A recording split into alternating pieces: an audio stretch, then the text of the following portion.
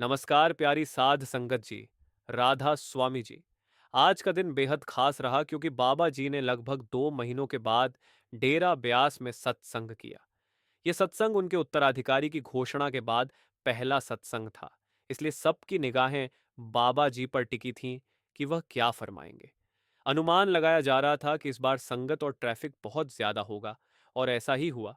बड़ी संख्या में संगत पहुंची और टोल प्लाजा से 5 से 6 किलोमीटर पहले से ही ट्रैफिक लगना शुरू हो गया था। सुबह करीब 6:30 पर बाबा जी मंच पर आए और उनके साथ हुजूर साहिब जसदीप सिंह जी भी थे। स्क्रीन पर दोनों मास्टर्स की लाइव वीडियो दिखाई जा रही थी। बाबा जी के आने के समय दर्शन पाठी जी नाम तेरो आरती मजन मुरारे शब्द गा रहे थे, जो कि श्री गुरु रविदास जी की बानी है। इसके बाद बाबा जी ने शुरुआत करते हुए कहा कि यह गुरु घर की बानी है और हमें समझने की कोशिश करनी चाहिए कि हमें किसकी भक्ति करनी है और भक्ति का कौन सा साधन अपनाना है। बाबा जी ने फरमाया कि आजकल लोग बाह्य साधनों में बहुत ज्यादा उलझ गए हैं। पाठ पूजा करने से ध्यान बाहर ही रहता है और अंदर नहीं जा पाता। उन्होंने बाणी का जिक्र करते हुए कहा कि सबके घर में बाहर नाही, बाहर ढूंढे सो भरम भुलाई।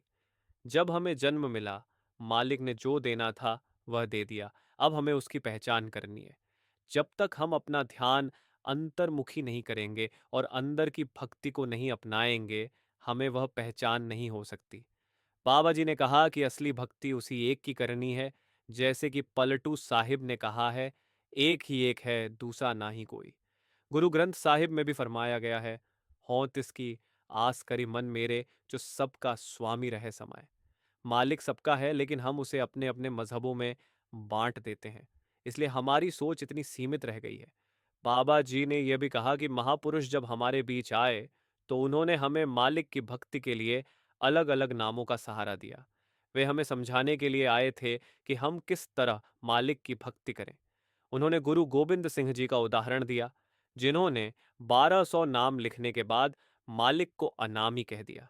असली गुरु शब्द स्वरूप है और सच्चे गुरु से मिलाप केवल भजन सिमरन के जरिए ही संभव है।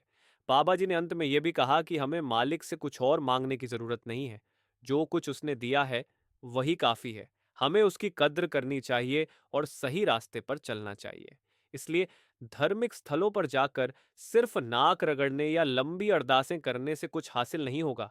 असली साधना अंतर्मुखी होकर करनी है। राधा स्वामी जी।